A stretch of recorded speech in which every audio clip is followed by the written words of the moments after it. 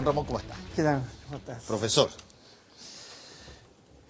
cada vez que se habla de reforma tributaria, yo creo que de repente mucha gente como que siente una especie como de escalofrío, así, entre otras cosas porque es un tema árido, es un tema difícil de entender. Y, sin embargo, tiene una trascendencia vital para el país. Te comentaba afuera que si es que uno iniciara un proyecto para, por ejemplo, disminuir el número de extranjeros en el fútbol profesional, quedaría la crema en el país. Todo el mundo entiende de qué se trata y de qué significa y que eso puede impactar en qué equipo y qué otra cosa. Pero si uno dice, se va a hacer una reforma tributaria, mira al cielo y dice, bueno, ¿y so what? ¿Por qué ocurre eso? Bueno, el tema tributario es de por sí abstracto. Es difícil entenderlo. Los efectos que tiene sobre la gente, sobre las personas, son indirectos. No son efectos directos como sería alguien que le gusta el fútbol, ¿no es cierto? Y ve, no voy a poder contar con 3 extranjeros. Claro. Esto es una cosa indirecta que afecta mucho la distribución del ingreso, sin embargo, que hace algún tipo de reforma como la que se está proponiendo, por ejemplo, que va en la dirección de aumentar la ya grande concentración del ingreso y la riqueza que existe en este país. Ahora, ¿cómo se manifiesta a nivel de cada uno individualmente? Es poquito. En este caso, por ejemplo, ¿cuál es el eje central de esta reforma? Es lo que se ha dado en llamar la reintegración tributaria. ¿En qué consiste la reintegración tributaria? Consiste en que los accionistas de las grandes empresas, ¿no es cierto?, ahora podrían deducir todo lo que pagaron las empresas como impuesto de su global complementario, de su impuesto de segunda categoría. En este momento, con la reforma de Bachelet, pueden hacerlo solamente un 66%. O sea, si una empresa paga 27% de impuestos, el accionista, al momento de recibir el dividendo, puede deducir esos impuestos solamente el 17%, ¿ya? Y tiene que pagar la diferencia con el 35%, si es que está en la tasa máxima. Entonces, ese yo diría que es el corazón de esta reforma, ¿ya? Esta reforma tiene una gran medida, porque es grande, no porque sea loable, y muchos voladores de luces. Todo lo demás son voladores de luces, en gran parte. O sea, tú dices la nave madre de la reforma es la reintegración. Exactamente. Y no todas las otras cosas que puedan haber. Y es el costo más grande que implica esta reforma, que se estima entre 800 y 900 millones de dólares anuales. ¿Y a dónde van esos 800 o 900 millones de dólares? Fundamentalmente a un pequeño grupo de grandes empresarios, ¿no? O sea, van al 0,1% de la población o quizás menos. Y eso tiene un costo, por supuesto. Alguien tiene que pagar eso. ¿Cómo se paga eso? Bueno, uno sería crear un déficit fiscal y aumentar la deuda. Es una forma de pagar por eso. La otra forma es simplemente aumentar otros impuestos.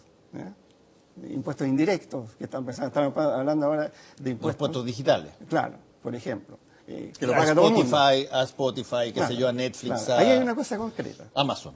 Si a ti te gusta todas esas cosas, ¿no? Spotify, Amazon y todas esas cosas, la cosa concreta es eso, que ahora van a tener que pagar más, porque esas empresas van a cargar a los precios una parte de los impuestos que le van a cargar a ellos, una parte significativa.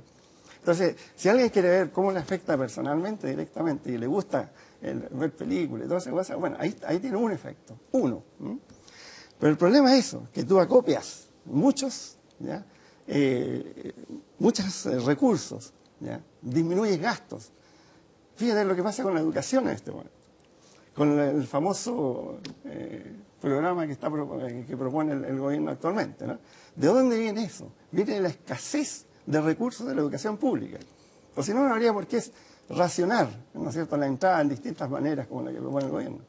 Es simplemente porque la educación pública no es solo culpa de este gobierno, es culpa de muchos gobiernos. Ha estado abandonada. ¿Y por qué ha estado abandonada?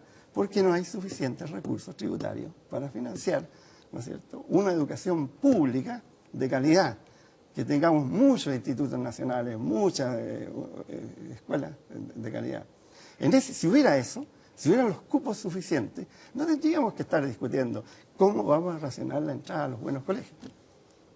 La razón por la que estamos haciendo eso es simplemente porque no ha habido recursos suficientes para mejorar la calidad de los colegios públicos. Bueno, ¿y por qué eso no ha comenzado a tener una mayor cantidad de recursos si es que se produjo durante el gobierno de la presidenta Bachelet una reforma tributaria justamente para eso? Exacto. Se produjo una reforma tributaria para eso que obviamente se sabía desde el principio que iba a ser insuficiente. Además, a la reforma esa se le echó mucha agua. ¿Ya? O sea, al final la recaudación no fue 3,5% del PIB, como se pensaba, sino que mucho menos. Entonces, eso. Por otro lado... Perdón, Ramón, en ese punto, para dividir un poco las responsabilidades. Cuando una medida se anuncia que puede significar el 3% o 3,5% del PIB, sí, y por lo tanto uno establece una idea de los recursos que va a generar eso en régimen. Sí. Y no pasa eso. Claro. ¿Quién es responsable? Bueno, en gran parte el gobierno, sin duda, porque el gobierno cedió, no solo el gobierno, porque también fueron los partidos políticos los que tuvo que ceder para sacarla para adelante, ¿no? Pero el gobierno cedió en cuestiones claves, sobre todo en el Senado, ¿te acuerdas? Sí. Entonces, al final la recaudación fue mucho menor. Y además, hay que reconocerlo, aquí hubo ineficiencia. ¿Ya? La gratuidad universitaria, ¿no es cierto?, tiene una justificación de largo plazo, pero si tú comparas la prioridad que debiera tener, ¿no es cierto?, la calidad de la educación pública, media y básica y pre-kinder, obviamente que la prioridad número 1 está ahí. Y una vez que tengamos eso, ¿no es cierto?, bajo control y tengamos mejoras significativas, podemos empezar a pensar en gratuidad. Pero pensar en gratuidad antes de, ¿no?, irnos a las bases que implica la calidad misma de la educación pública es un poco absurdo. Y eso fue uno de los errores que cometió el gobierno. Y lo cometió el gobierno porque se dejó arrastrar por las presiones que existieron, ¿no? Educación, ¿no es cierto? Las movilizaciones del 2011 y todo lo demás. ¿Ya? Entonces, el gobierno no tuvo los pantalones, ¿no es cierto?, para haber dicho, no, ese es un objetivo a largo plazo, o de antes, o de mediano plazo.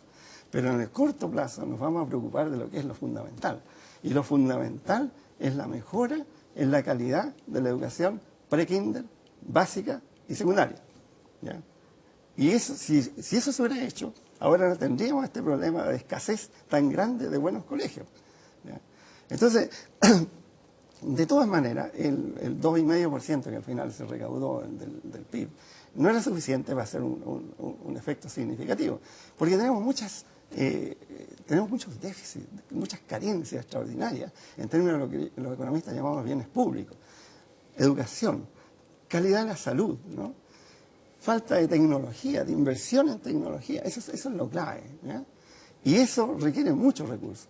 Pero claro, en este momento, ¿no es cierto?, con toda la reforma de Bachelet, estamos recaudando el 21% del PIB, uno de los más bajos en la OECD, como proporción del PIB. Te pongo un ejemplo.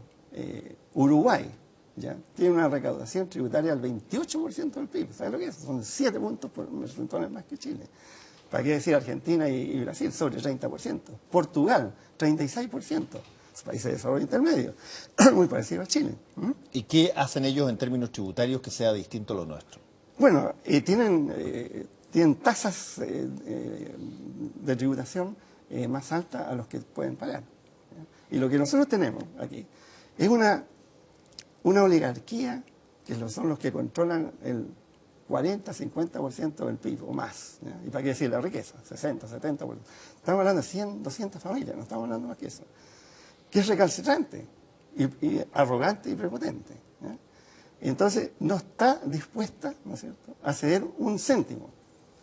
Y los gobiernos, los políticos, tienen miedo. Les tienen miedo, no cabe duda. ¿Ya?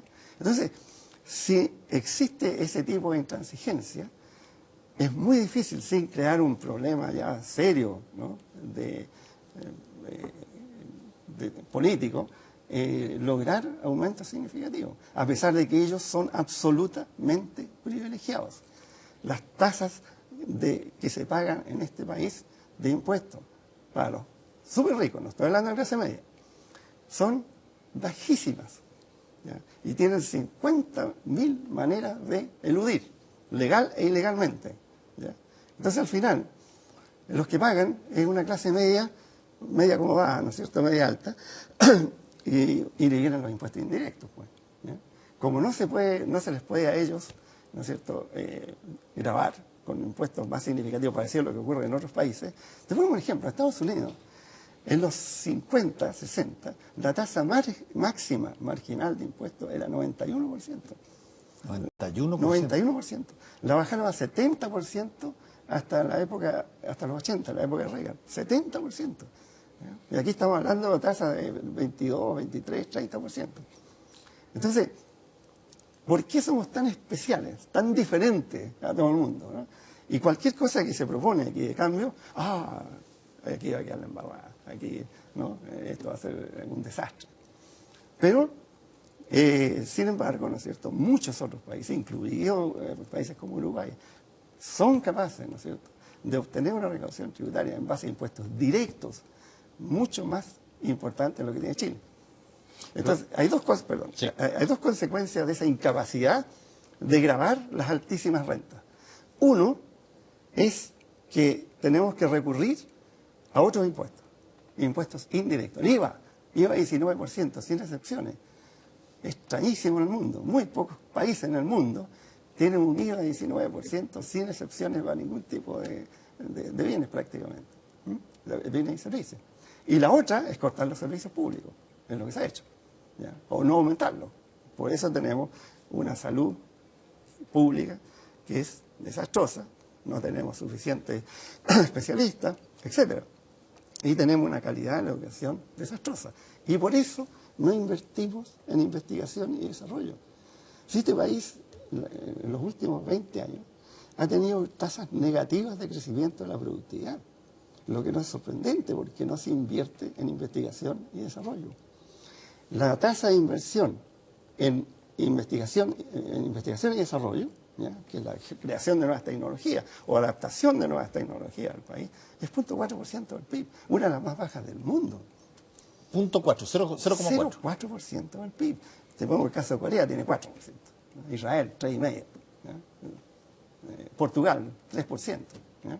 Entonces, con esas tasas de inversión en conocimiento, ¿no?, es imposible lograr aumentos de productividad.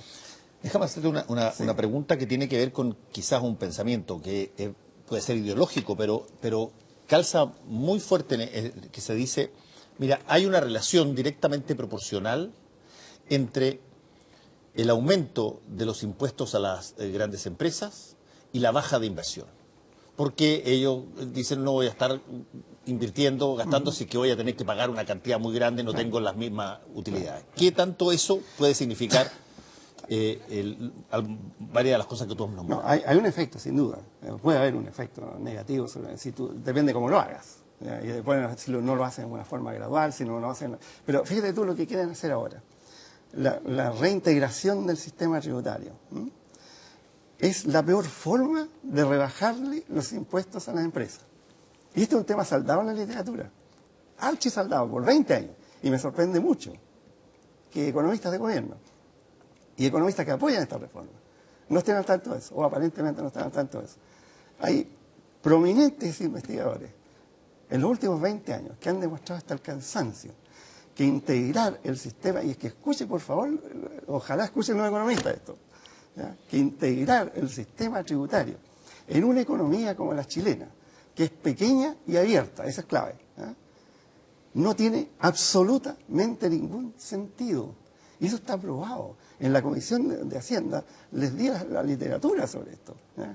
Hay decenas de artículos donde se demuestra por gente tremendamente prominente en la profesión, donde llegan exactamente a esa conclusión. Esto no aumenta ni la inversión ni el empleo. Es la peor forma de disminuir la carga tributaria de las empresas.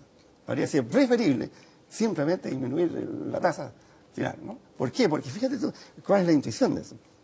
Porque estos impuestos, lo que paga en segunda categoría, que es lo que en el fondo, ahí está el beneficio, ¿no es cierto? Esos son impuestos de valores que ya están fuera de la empresa, fuera. Ya la empresa distribuyó. ¿Cómo puede afectar la inversión y el empleo, ¿no? Lo que afecta es el consumo de estos grandes inversionistas, ¿ya? ¿Por qué? Porque pagan menos impuestos, porque pueden consumir más. Y eso tenemos estudios sobre eso. Digamos, se muestra claro que una gran parte de los dividendos distribuidos no se van a la reinversión, se van al consumo suntuario, consumo durable y alguna cosa, inversiones, pero inversiones en bienes tipo tierra, ese tipo de cosas. Una pequeñísima proporción vuelve a la empresa como inversión. Entonces, esa es la intuición. Ahora, como te digo, están los estudios conceptuales y empíricos de gente absolutamente prominente, autoridades en la materia.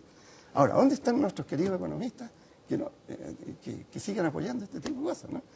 O sea, jamás nadie me ha rebatido esto. Pues están ahí, están los estudios ahí. Te ignoran, ¿ya? ¿Y por qué? O sea, lo que domina al final, a mi modo de entender, es la única forma de entender esto, es la cuestión ideológica, ¿ya? Los economistas chilenos, en gran parte, no todos, con honrosas excepciones, se han históricamente alineado con los intereses de la élite. Históricamente. Siempre, casi siempre, salen con conclusiones que son pro élite. Y muchas veces son verdaderos mitos. Ahora, eso que tú estás diciendo, después de un tiempo en que se producen los cambios en ese sentido, y si que, como tú dices, no entregan los resultados que corresponde, ¿por qué se sigue insistiendo en lo mismo? Porque nunca se evalúan las reformas de este país, pues. Y los programas raras veces se evalúan. Lo lógico, ¿no es cierto?, si tú tienes un nuevo programa o una reforma de cualquier tipo, tributaria o lo que sea, es inmediatamente tirar las líneas empíricas para evaluarlo, ¿ya? Ver cómo al cabo, démosle 3 años, claro. Démosle 3 años. ¿Cómo lo vamos a hablar? ¿Qué indicadores vamos a utilizar? Pregúntale al gobierno qué indicadores van a utilizar para evaluar la reforma tributaria o cualquiera de sus programas que están proponiendo. Y no se hace eso, ¿eh? Por alguna razón no se hace en otros países, sí se hace. Y no se hace aquí a través de todos los gobiernos, digamos. Todos los gobiernos. No es una cosa de que antes se hacía y hoy día no se hace. No, esto no se ha hecho nunca aquí, ¿eh? Y no se hace en la mayor parte de Latinoamérica tampoco. Pero es algo que tenemos el know-how, el conocimiento. El conocimiento de más, ¿ya? Para empezar a hacer evaluaciones serias con los proyectos que se están... Ramón, ¿cuál es el plazo, por ejemplo, para que tú puedas determinar que una determinada idea que se materializó a través de un proyecto de ley rindió o no rindió? Te voy a poner el ejemplo, el más brutal de todo, el Transantiago. Que siempre tarde o temprano, como me decía un amigo extranjero el otro día, ustedes los chilenos tarde o temprano llegan al Transantiago. Para explicar todo. ¿Ah? Bueno, pero el Transantiago, ¿en cuánto se evalúa una política pública que se acaba de generar para que sea lo suficientemente fidedigno el resultado como para decir funcionó o no funcionó? Mira, lo fundamental aquí, antes de siquiera pensar en evaluar, es pensar en cuáles son los indicadores que vamos a usar, ¿ya? En el caso del Transantiago, por ejemplo, serían los indicadores del tiempo de viaje, sería un indicador bastante obvio. Sería algún indicador, por ejemplo, de contaminación, polución, ¿no es cierto? Hasta ruido, ¿no? Entonces, se podrían haber usado. Pero eso había que diseñarlo desde un principio, ¿ya? Y vamos a dar un plazo, ¿ya? Vamos a dar un periodo para evaluar esto. Y si no, vamos a tener que introducir cambios. No seguirnos metiendo en un hoyo, como lo estamos haciendo, donde se meten 700, 800 millones de dólares anuales en subsidiar un sistema que es inadecuado, insuficiente dado los niveles de desarrollo del país, ¿ya? Entonces, y seguimos metiendo plata, Se han metido creo que 7.000 u 8.000 millones de dólares. Con eso tendríamos un nuevo sistema, ¿ya? A lo mejor público, o en parte público, mucho más eficiente, ¿ya? Mucho menos contaminante y mucho más rápido, ¿ya? Y no se hace eso, al contrario, se sigue metiendo, ¿ya? Entonces, ese es un gran problema. Fíjate lo que pasa, por ejemplo, con el subsidio al petróleo, para el transporte. Esto viene de antiguo. ¿Qué se ha hecho para hablar eso? Le tienen miedo a los transportistas, sin duda, y lo entiendo. ¿Ya? ¿Qué se ha hecho con el subsidio forestal? 80, 90 millones de dólares anuales que venimos metiendo hace décadas, muchas décadas. ¿Ya? ¿A quién va ese subsidio? Primero que nada, no va a los pequeños, va a los grandes, directa o indirectamente, a las grandes empresas forestales. ¿Ya? Y esto ha sido año tras año. ¿Ya? Y han habido estudios que dicen, oye, esta cuestión no se justifica. No solamente no se justifica, es contraproducente. Gran parte de los incendios forestales que tuvimos hace 2 años atrás se debe en parte a la política de subsidios que han hecho que se planten enormes cantidades de hectáreas de pino, que es un combustible, ¿ya? Que además chupa el agua del suelo. Y que están muchos de ellos, en una cosa particularmente aquí en la zona de Valparaíso y también en algunas zonas más al sur, muy cerca de las carreteras, digamos. Exacto, o sea, y de los pueblos. Y de los pueblos. Claro. Entonces, eso fue uno de los grandes problemas, por eso hubo varios pueblos que se Ahora, esas mediciones, ese tipo de testear cómo le fue a una política pública. En el caso de una reforma tributaria, por ejemplo, con lo que se definió durante el gobierno de la presidenta Bachelet, sí. ¿Cómo ha funcionado respecto de lo que se pensaba? Mira, la reforma tributaria no ha sido tan mala como se ha pintado. Se demonizó, eso no cabe duda. Y se culpó a la reforma tributaria, la desaceleración que ocurrió durante el gobierno de Bachelet, lo que no es cierto, y lo estamos viendo ahora, no. Es el origen es externo de la desaceleración.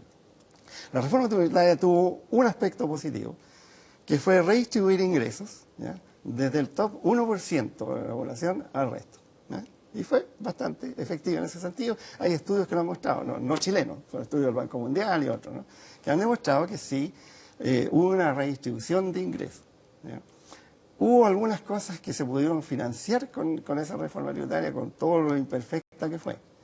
¿Ya? Pero, por supuesto, el gran error fue la asignación equivocada de estos recursos. ¿Ya? No se jugaron las prioridades que en ese momento tenían que haberse jugado. Por cuestiones políticas también, en gran parte, ¿no? Y eso, digamos... ¿Y esas prioridades deberían haber estado dónde? Tú dices educación, salud... Educación básica, pre-kinder... antes que la gratuidad. ¿Sí? Antes que la gratuidad. Y salud. ¿Ya? Mira, si hay estudios, está lleno de estudios, ¿no? Donde demuestran, ¿ya? Que el crecimiento económico de un país, ¿ya? Es tremendamente afectado por la calidad de su capital humano. Donde el capital humano es ¿qué? La calidad de la educación, ¿ya? La calidad de la salud. Problemas en el capital humano, por lo general, significan estancamiento. Por lo general. ¿Por qué? Cuando nosotros hablamos de inversión, en este país se habla de inversión, se piensa en un tipo de activo, que son los fierros y las máquinas. ¿Ya?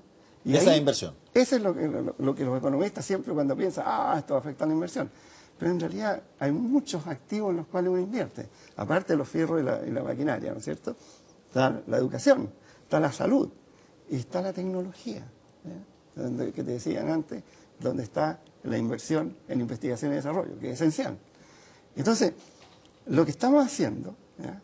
Es sacrificando todos estos otros activos, ¿no es cierto?, para mantener una tasa mediocre también, de 24-25% de inversión en fierro. Pero tú no puedes, esto es como tratar de correr en un solo pie. ¿Ya? O sea, si no hay un apoyo, ¿ya? En todas tus posibilidades, es muy difícil sostener un crecimiento.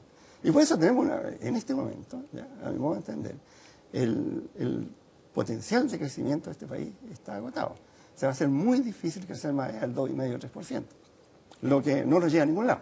Y eso tú cuando conversas con economistas que hoy día tienen posiciones de gobierno, que tienen posiciones, y tú planteas, por ejemplo, esta última frase, que se hace muy difícil de que uno pueda tener un crecimiento mayor a 2,5, 3, qué sé yo, por justamente que tienes una capacidad de capital humano restringido.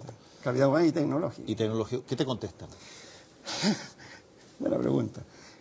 Por lo general tratan de evadir el tema, ¿no? Nunca me dan a mí una respuesta clara sobre eso. ¿Por qué? Porque es un poco más abstracto también. La inversión en fierro se mide, eso está, ¿no? Esta otra inversión es más difícil de medir también. Entonces, Y me imagino que en el caso particular de la educación y también el de la salud, claro, los tiempos son mucho más son distintos diferentes. para que tú puedas revelar una mejoría en la Mucho calidad de más la largo educación, plazo. probablemente no es de un año para otro. No, estamos hablando de 5 años por lo menos. ¿Ya? La salud más o menos igual, ¿no? Tecnología tal vez más rápido. ¿Ya? Entonces, al final, te fijas, el cortoplacismo es lo que los domina. ¿Ya? Y lo que es extraño es que dominan los economistas, porque está bien que dominan los políticos. Pero los economistas también son dominados por el cortoplacismo. Entonces, lo que ellos ven es lo de ahora, eso es lo que va a pasar en los diarios. ¿Ya? Es lo que de este año, ¿verdad? Y cómo reaccionan los hombres de negocio, ¿no? A esto, que es muy importante para ellos. Pero al ver toda esta base, te fijas, y hay otro capital más, que se olvida también. ¿Cuál? El capital natural, pues. Son los recursos naturales, renovables y no renovables, y el medio ambiente, ¿ya? El aire, la calidad del agua, la calidad del aire, ¿ya? Eso se ha explotado y sobreexplotado. ¿Por qué? Porque este modelo de crecimiento de los 90, de los 80 para adelante, estuvo basado en la explotación del capital natural. ¿Y qué pasa ahora? Llegamos 30 años después y encontramos que la mayor parte de los stocks de capital natural se están en proceso de agotamiento. La ley de los minerales ha bajado a 50%, nada menos.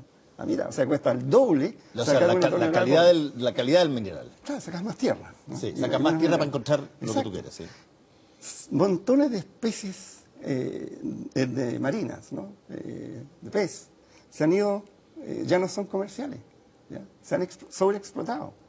Entonces, todo lo que tenemos el salmón es fantástico, no se cultiva, qué sé yo, pero de repente te viene, como no se regula, como les tienen miedo, se regula de manera insuficiente, viene un virus y te destruye la cuestión, como ocurrió hace unos 5 años, 6 años atrás. Yo me acuerdo en Nueva York, haber escuchado gente de la industria en Nueva York, en Chile, jactándose de que eran los más productivos del mundo, que tenían el doble de productividad que Noruega. ¿Eh? Que tú sabes, Noruega es el gran productor. Y claro, porque Noruega regula la distancia, regula la distancia entre las jaulas. Digamos. Exacto, y regula la densidad, etcétera. Esto no regula nada, hasta el día de hoy. Esto sigue igual, básicamente. Regulan también el uso de químicos. Esto tampoco se regula. Tenemos las más altas tasas de uso de antibióticos del mundo. Y estamos perdiendo el mercado por eso, ¿no? Entonces, es un modelo que se está agotando. Y ya no podemos depender de extraer recursos naturales, de extraer tierra. ¿Ya? Ni tampoco podemos puramente depender de los fierros. Tenemos que depender de ¿qué? Del capital humano, de la gente. Y si no mejoramos eso, estamos fritos. ¿Ya? Entonces, Pero al mismo tiempo, déjame sí. pero al mismo tiempo, para ponerte hacerte de abogado del diablo, pero al mismo tiempo, ese capital humano necesita un espacio de tiempo para que pueda mejorarse, trabajarse, y por lo tanto, en el intertanto, lo que hay que hacer es ser pertinaz en la línea estratégica que se escogió, digamos. Bueno, hay que, primero que nada, hay que moverse en la dirección de mejorarlo y de invertir en eso, realmente. No quedarnos tal cual. Entonces, aquí no se tomamos el toro por los cuernos. Aquí no hay una decisión clara de aumentar la inversión en estos activos intangibles. ¿Ya? No existe. No estamos marcando el paso en ese sentido. Entonces, lo que estamos haciendo es manteniéndonos en un equilibrio muy precario. ¿Ya?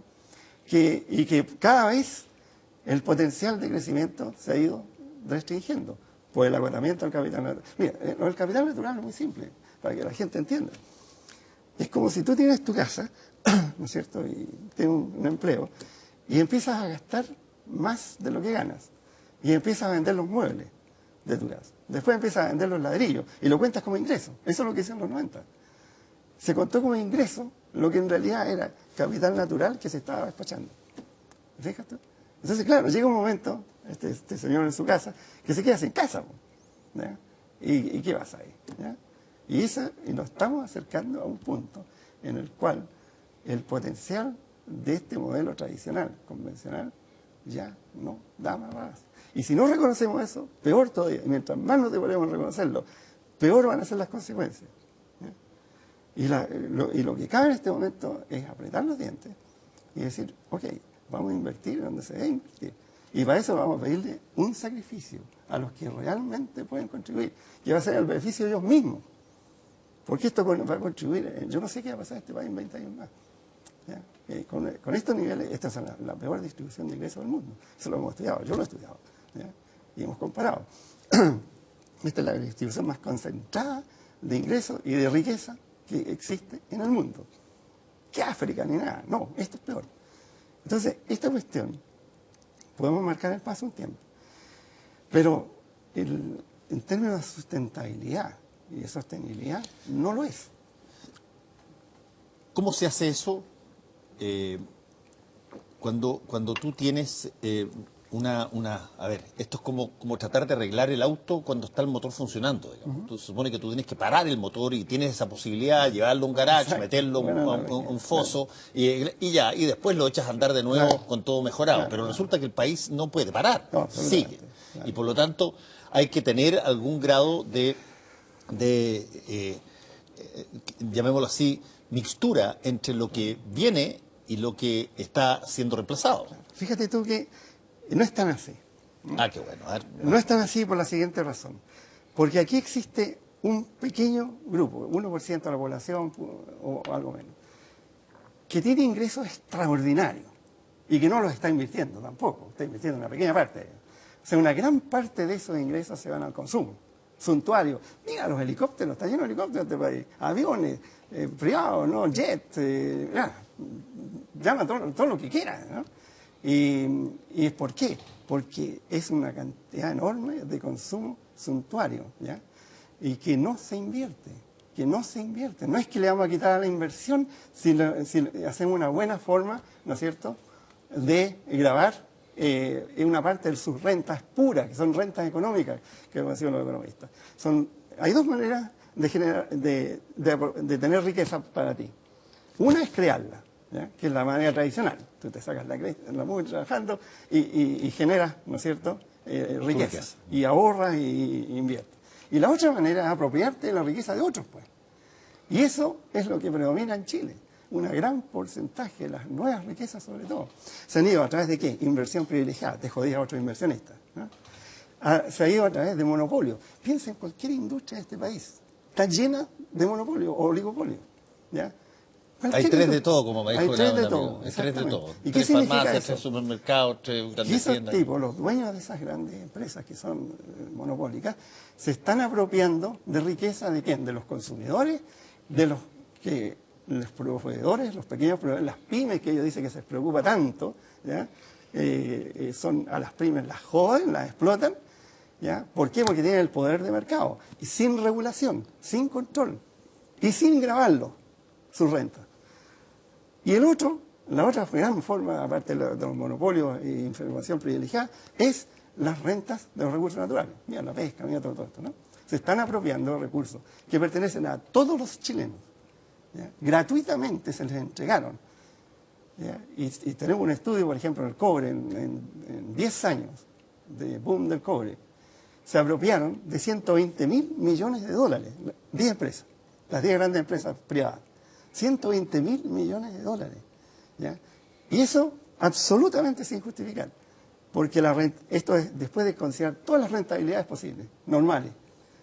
Toma una rentabilidad del 20% anual, que es más que normal, y todavía les quedan 120.000 millones de dólares que se los llevaron o se apropiaron o que están en consumo suntuario, lo que sea. ¿Te fijas? ¿Y para qué decir las rentas monopólicas? Eso nadie las ha medido exactamente. Entonces, esto es una economía rentista, empresarios rentistas, gran parte, que no invierten en tecnología, se invierte muy poco, por eso tenemos el efecto de la productividad, porque se las dan en bandeja, pues.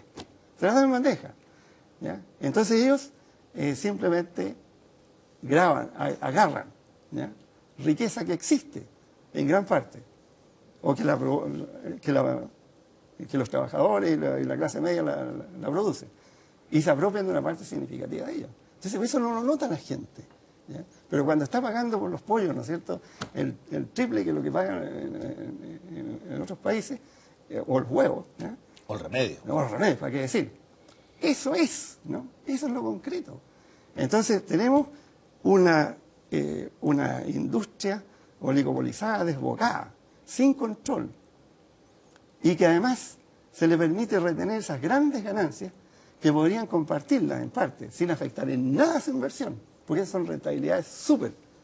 ¿Ya? O sea, si tú necesitas 20% para invertir en cualquier proyecto, y si estás ganando 80%, como hacían los pobres, por ejemplo, es una cuestión, es una yapa que te dan.